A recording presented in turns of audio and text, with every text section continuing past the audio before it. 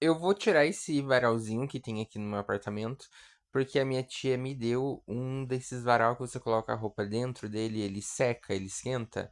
Então, é usado, mas eu falei, é óbvio que eu quero, porque dentro desse apartamento nada seca. E tá chegando o inverno, e daí mesmo que não vai secar. Então daí eu fui e coloquei a pecinha ali, coloquei, encaixei ele, coloquei a outra peça e tava instalado já rapidinho. Pedi ajuda do meu namorado, é óbvio, pra ele segurar o negócio. E daí assim, ó, que ele ficou. Eu achei que ficou ótimo.